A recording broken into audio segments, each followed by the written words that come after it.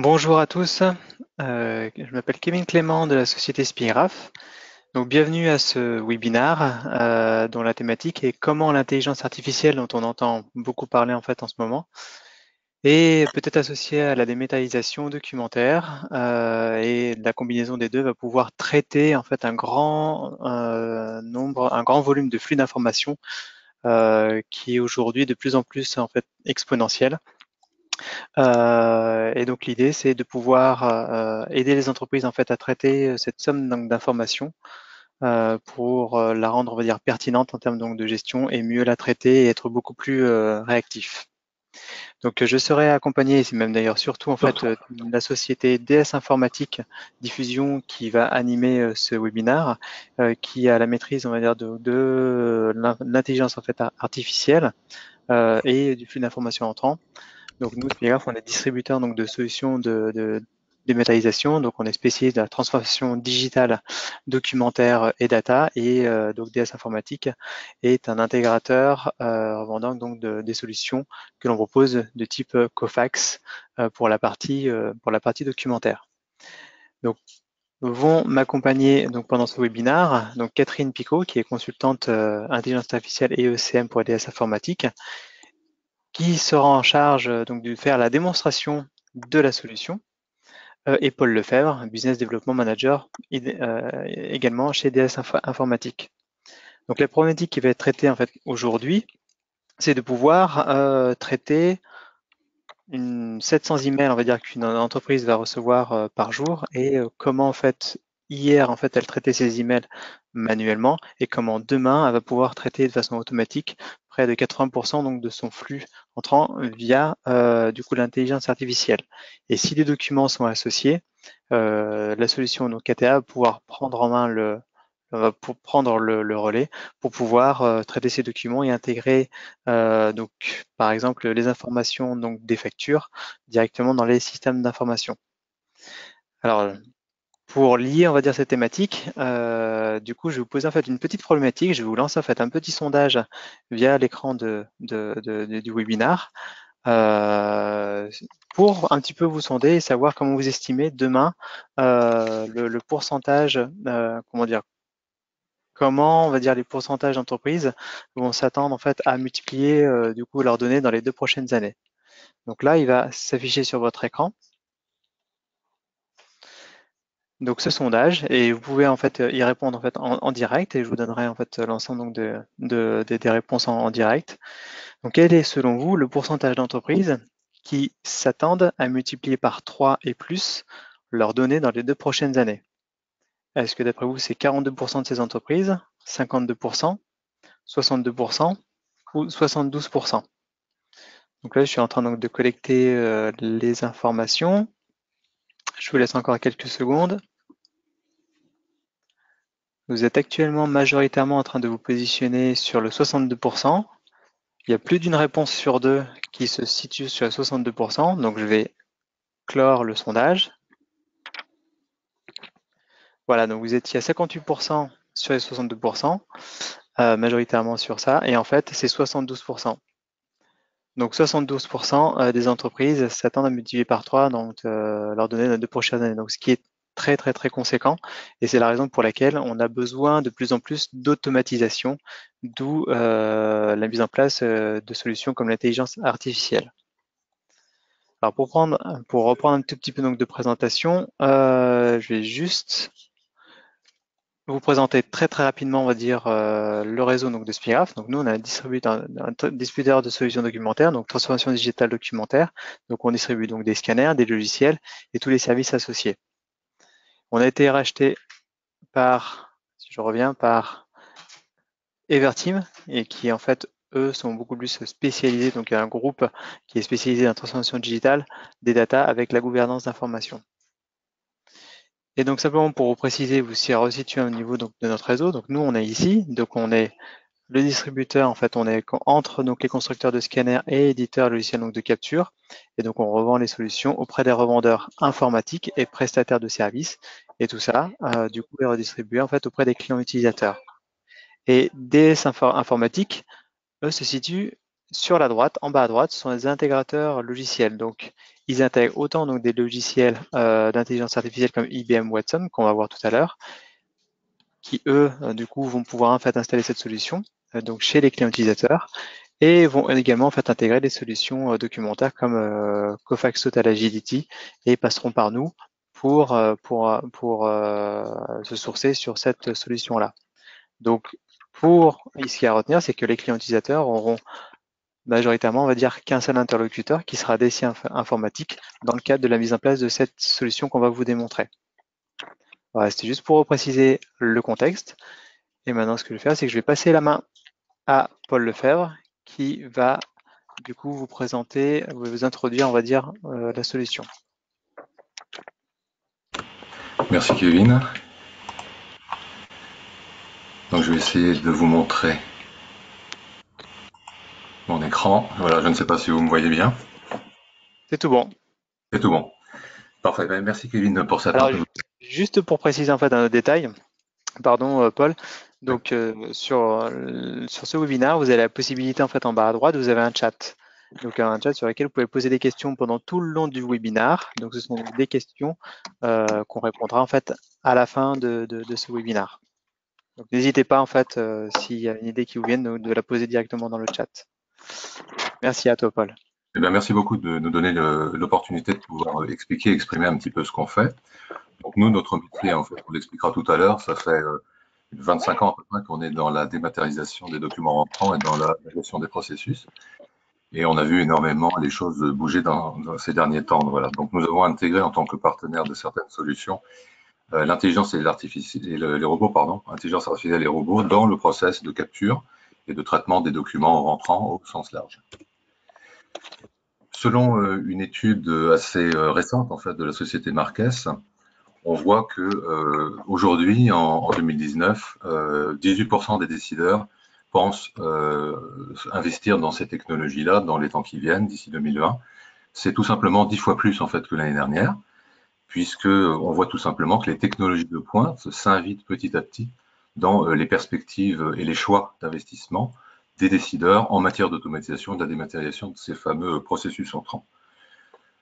Donc, grosso modo, en synthèse, on peut maintenant résolument dire que les technologies d'intelligence artificielle et de robots peuvent permettre aux opérationnels de concentrer leurs efforts sur des tâches qui seront vraiment davantage à valeur ajoutée et bien plus stimulantes. Et grosso modo, l'automatisation de ces processus documentaires que cette nouvelle approche constitue va représenter un gain potentiel de productivité pour les entreprises qui leur permettra de réduire considérablement leurs coûts opérationnels. Alors, comment se passe ce que nous appelons finalement la nouvelle capture? La nouvelle chaîne de capture, elle ressemble en fait au départ à l'ancienne, c'est-à-dire qu'on est toujours sur un process d'acquisition des documents entrants. Alors, ça peut être effectivement des documents sous forme papier, ça peut être également des pièces jointes de mail en format électronique ou en format image.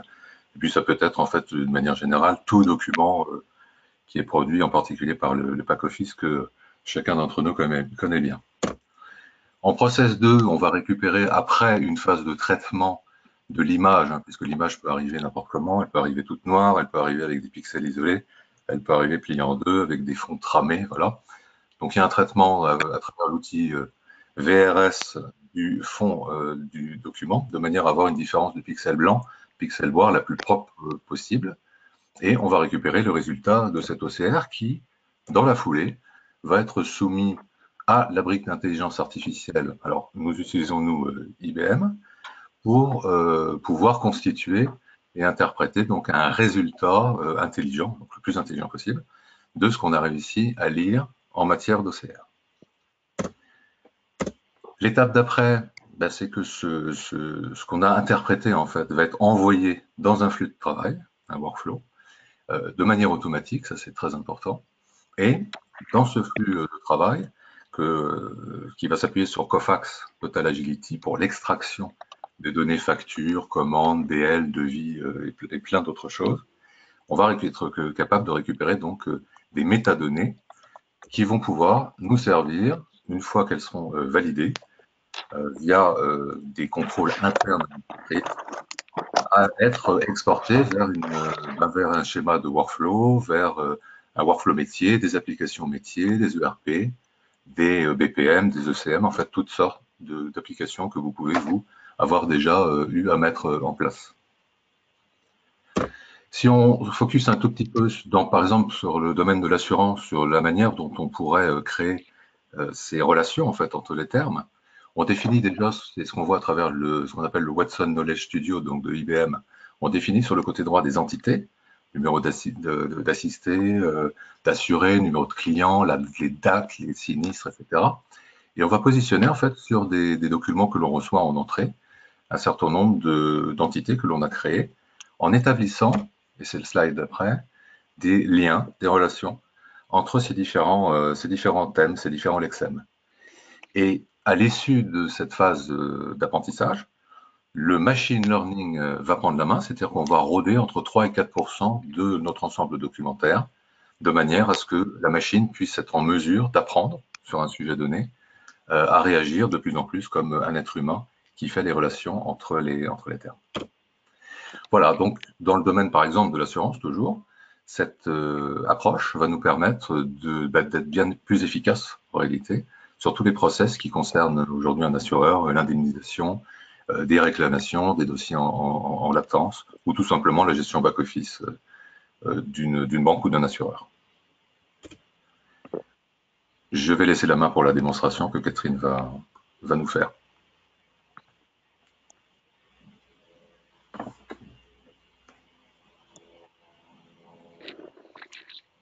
Merci Paul.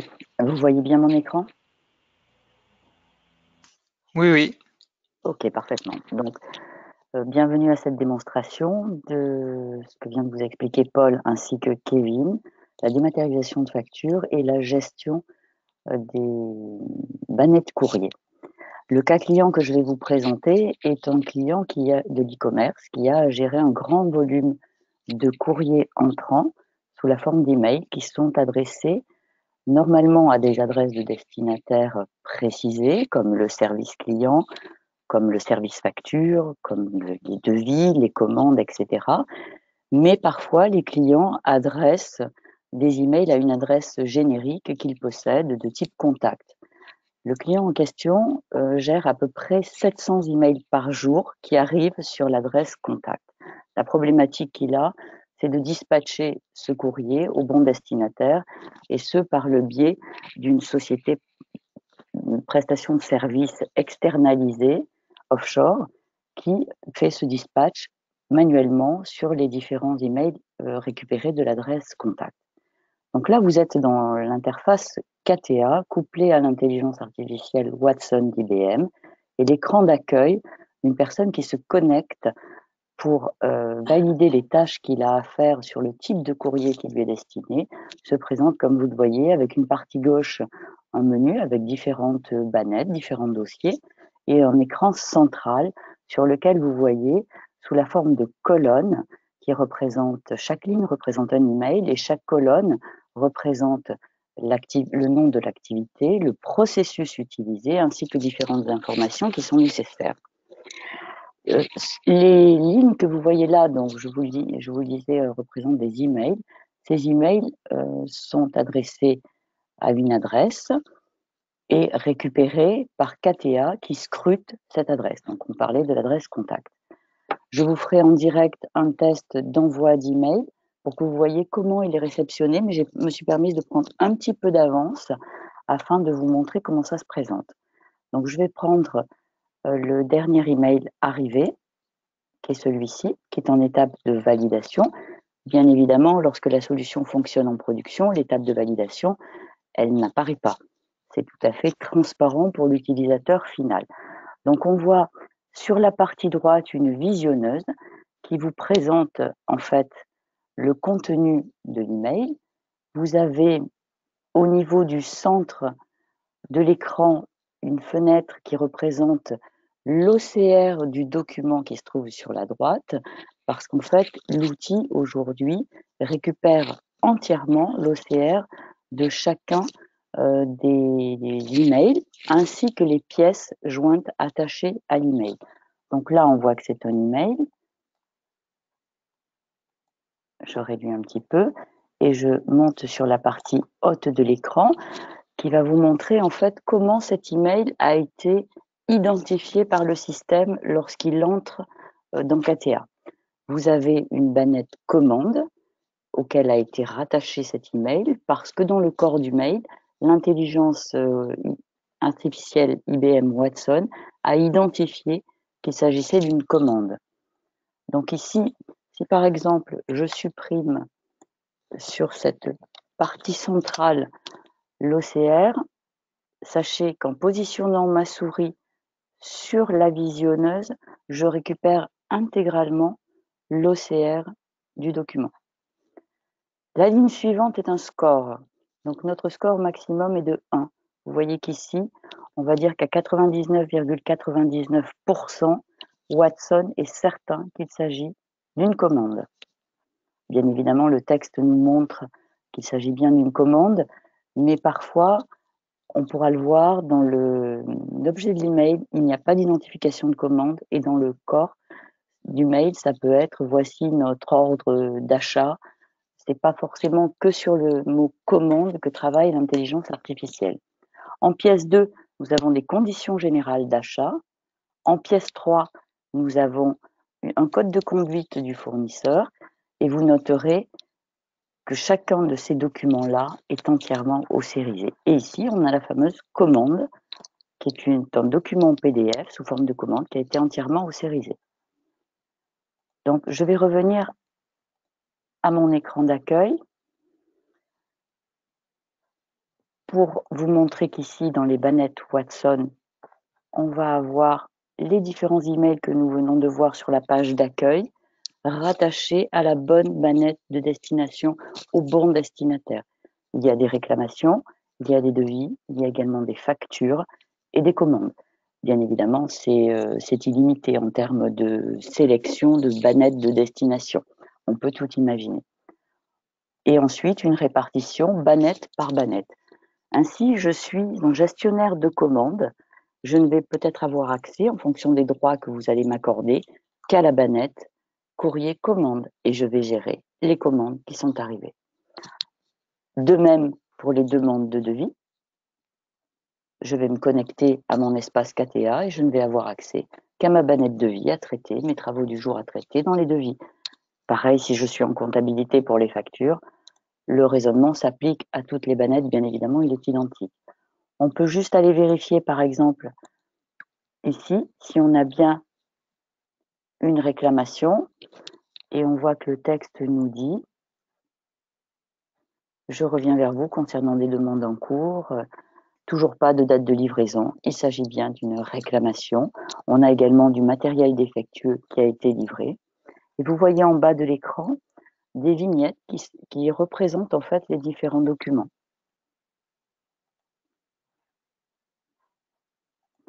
Le plus intéressant va être une étape suivante du mode de fonctionnement, va être l'entrée dans la bannette facture. Donc le process chez nous porte un nom différent pour pouvoir être identifié par vous lors de cette démo. Donc là, on a notre email avec des pièces jointes qui sont des factures qui sont arrivées dans la bannette facture. Une fois qu'ils sont arrivés dans la bannette facture, l'étape suivante, c'est que la personne qui va devoir traiter ces factures se connecte et arrive sur un écran. Là, je vais vous montrer la partie contrôle du document qui normalement est entièrement automatisée par un typage des différents documents. Mais c'est pour bien vous expliquer cette étape cruciale qui précède le traitement de la facture et qui permet de comprendre le processus dans toute sa globalité. Donc l'email arrive, il est identifié comme un destinataire facture et là on est à l'étape de contrôle du document. Donc on a toujours notre visionneuse au centre, l'écran est un petit peu différent. Donc là, je vois bien que c'est un email, c'est l'email que nous avons vu tout à l'heure. Donc j'ai un petit menu déroulant qui me permet de typer les documents, mais c'est entièrement automatisé, je le redis une fois au risque d'être redondante. Donc je vais dire que c'est un email, je vais passer au document suivant pour le vérifier. Il s'agit bien d'une facture. Le troisième document est également une facture. Et là, j'ai également une facture. Donc, je valide et je complète mon activité pour que maintenant, elle passe de contrôle du document à validation du document. On va regarder l'autre email qui contient des factures. On voit qu'il y a plusieurs pièces jointes à cet email. Donc là, j'ai à nouveau en premier l'email. Donc, je l'identifie comme un email. Je passe à la pièce jointe, la première pièce jointe qui se trouvait dans le mail. C'est bien une facture.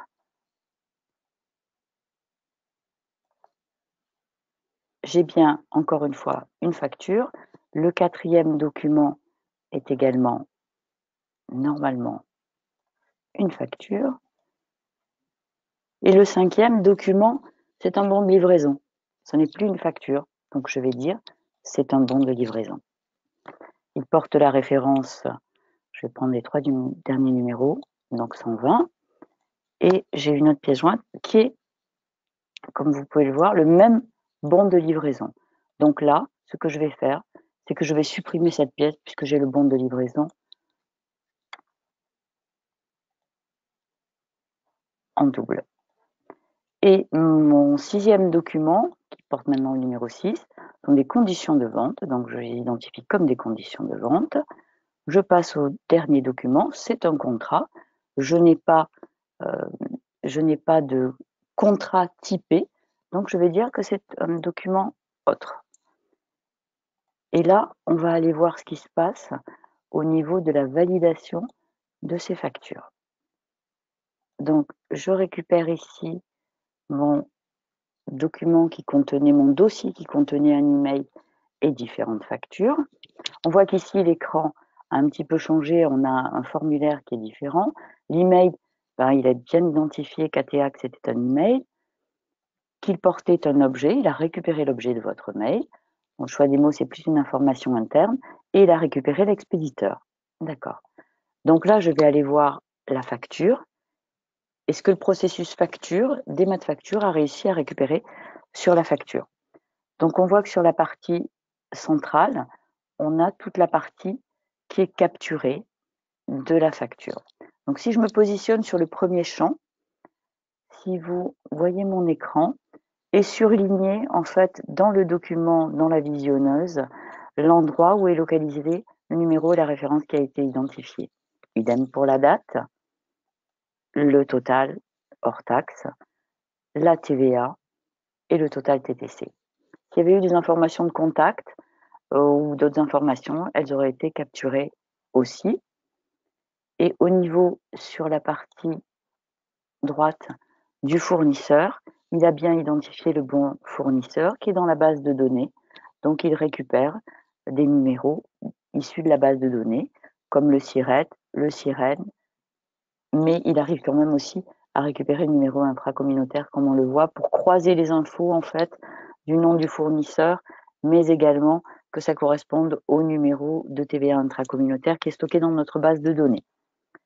Vous voyez qu'ici, on a récupéré le numéro de facture associé à la typologie du document qui est une facture. On a le même principe ici pour ce lot de factures. Donc, j'imagine que vous avez compris le principe. Et mon troisième document, dans mon mail qui était une pièce jointe, qui a bien été récupérée, je peux valider mon lot de factures. Je vais passer sur l'autre lot de documents, l'autre dossier. Vous voyez qu'à la différence de l'écran précédent, on a des petits points d'exclamation qui ont été identifiés. C'est volontaire pour la démo, mais ça arrive aussi en mode de production.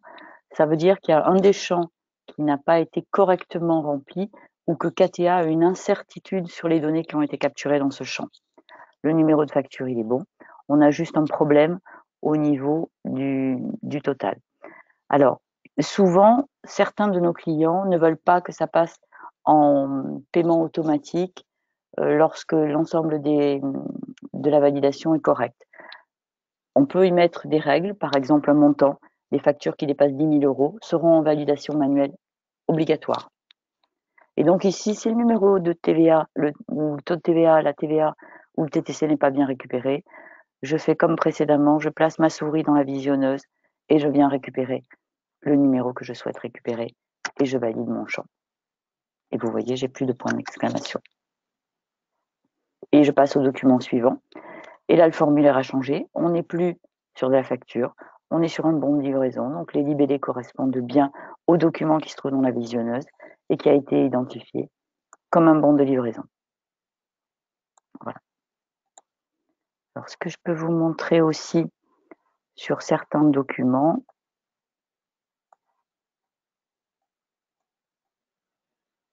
c'est qu'en fait, on récupère aussi ce qu'il y a dans les tableaux de votre facture, associé à un code article qui en général est lié à une base client pour pouvoir rattacher la description à la référence. Mais si toutefois la référence n'est pas rattachée, mais toujours pareil, on prend la souris, on va dans la visionneuse, on récupère et on valide, on fait entrer. Voilà. Je vais rapidement vous montrer en fait au niveau de... J'ai préparé des brouillons pour vous montrer en fait ce qui se passe. C'est que je vais envoyer par exemple cet email, mais je vais laisser son transfert et on va aller le récupérer dans quelques minutes au niveau de mon processus. Donc il est 11h58, il sera horodaté d'aujourd'hui 11h58. En attendant qu'il arrive, je vais juste me permettre de vous montrer KTA, donc Kofax Total Agility, la version 7.5 qui sera bientôt disponible et qui présente une interface légèrement différente, un peu plus attractive et un peu plus au goût du jour que l'écran précédent que je vous ai montré. Voilà. Ça se présentera toujours de la même façon. On respecte le menu horizontal, on respecte le menu vertical. Vous avez vos différentes tâches qui se présentent sur la partie centrale. Et au niveau du traitement, on a toujours notre visionneuse à droite, notre partie centrale qui contient les différentes données capturées. Et sur la partie gauche, bien évidemment, votre courrier entrant, qu'il s'agisse d'un des comptes avec plusieurs pièces, d'un email, etc. Donc, KTA s'adresse à tout type d'activité. Vous le voyez, je vous l'ai montré sur un acteur de l'e-commerce. Là, nous sommes sur un professionnel de santé, une assurance mutuelle qui gère des décomptes assurés. L'outil s'adapte à tous vos besoins et à toutes vos activités, que ce soit de l'assurance, de la mutuelle, de la banque, mais également de l'industrie, de l'agroalimentaire, etc. Dès que vous avez du papier à traiter, vous aurez le processus qui correspond à vos spécificités métiers et à vos particularités lors du paramétrage. Alors, je vais voir si mon email est arrivé. Vous voyez qu'il y a une dernière ligne qui vient d'arriver. Je l'ai envoyé à 11h58. Il est 11h59. Et on est bien ici sur le document qui doit maintenant se retrouver dans ma boîte d'envoi ici à 11h58 et qui vient là.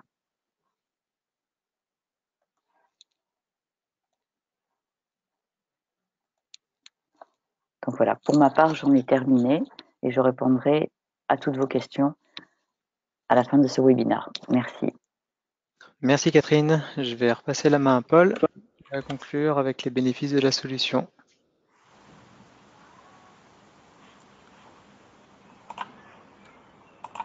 Alors merci Catherine. Je ne sais pas si vous me voyez toujours bien. Oui. Parfait. Donc juste en conclusion rapidement, on vient un petit peu de le voir avec la démonstration de Catherine. Des tâches répétitives comme le typage d'un email ou l'ouverture d'une facture en fait avec le traitement manuel de l'entête, du pied de page ou de la ligne peuvent être de plus en plus confiées d'une part à l'intelligence artificielle pour le typage et au robot pour l'extraction. L'être humain, dans ce process, il va conserver un rôle majeur, puisqu'en fait, il va être capable de se concentrer sur ce pourquoi, entre guillemets, on l'emploie aujourd'hui, c'est-à-dire toutes les tâches à valeur ajoutée. Le digital va donc se comporter en fait comme un outil qui va nous permettre de simplifier des démarches par exemple de souscription sur un contrat, sur une entrée en relation en banque, des démarches de présélection d'offres, de constitution de devis ou de demande de devis, etc. Mais l'humain, en fait, demeurera en bout de chaîne déterminant grâce à son expertise et aux conseils qu'il apporte dans les différents métiers. Tous les secteurs d'activité sont concernés, comme nous le disait Catherine. Dans l'industrie, la logistique ou le transport, on va avoir la relation client. On va avoir par exemple le process achat, le process compta finance avec le flux commande facture BL. Dans l'assurance, la retraite, la mutuelle, la prévoyance, on pourra aborder des sujets comme l'indemnisation, le processus de ce qu'on appelle l'onboarding en général, hein, comment je recrute en fait de nouveaux clients, de nouveaux partenaires, comment je gère mon back-office également, avec tous mes indices, enfin tout ce que je peux avoir et imaginer. Dans la banque, on a parlé d'entrée en relation, d'attribution de crédit. On va savoir gérer également un peu mieux la fraude, le blanchiment, etc. Et dans tout ce qui est retail, vente au détail, la gestion des spécifications de produits, les devis, on y revient, les réclamations, voilà. Un des derniers secteurs, ça peut être la santé, où on aura également la possibilité de mieux gérer le dossier patient. Voilà, donc un mot pour terminer, puisque c'est notre dernier slide.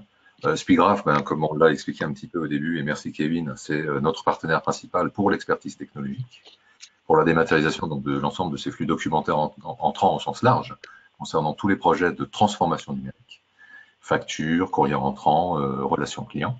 Et nous, DSI, nous sommes en fait un intégrateur, expert de ce type de projet. Nous sommes là pour notre analyse métier, notre connaissance des secteurs, pour le conseil amont qu'on peut vous apporter, mais également pour la partie mise en œuvre concrète du projet. Voilà. Donc nous accompagnons en fait nos clients de la phase avant-projet jusqu'à la finalisation, c'est-à-dire en fait de l'idée de départ que vous pouvez avoir jusqu'à la réalisation concrète et finale. Voilà, j'en arrête là. De toute façon, on sera peut-être amené à nous reparler, nous l'espérons.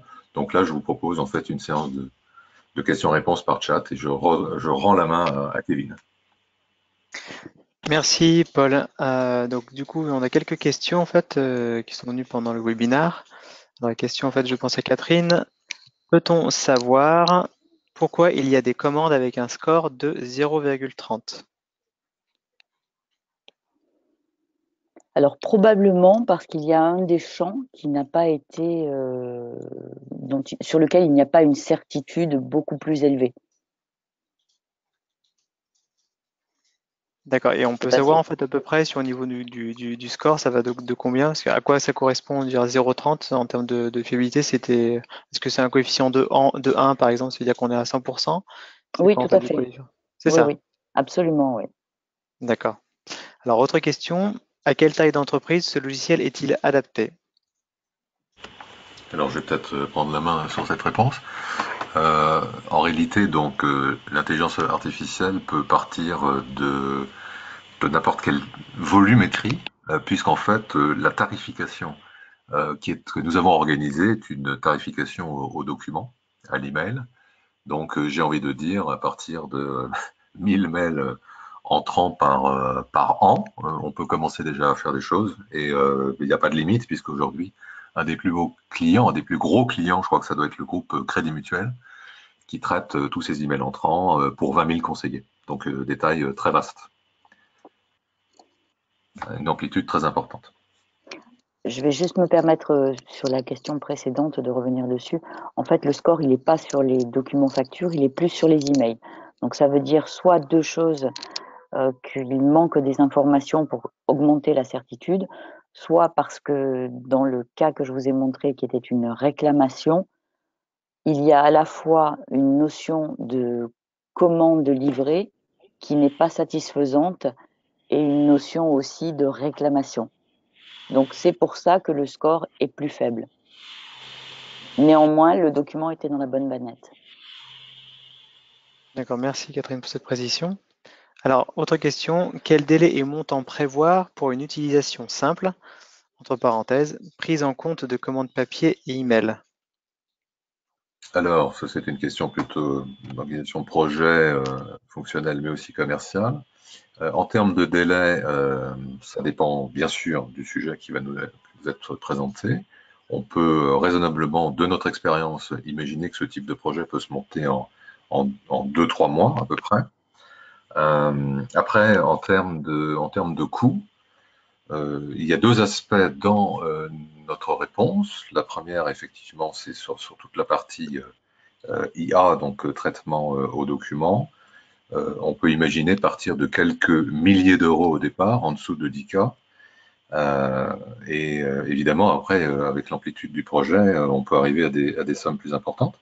Mais nos solutions partent de 500 euros par mois. J'ai même là le cas d'une demande où c'est plutôt 150 euros par mois. On est en mode SaaS.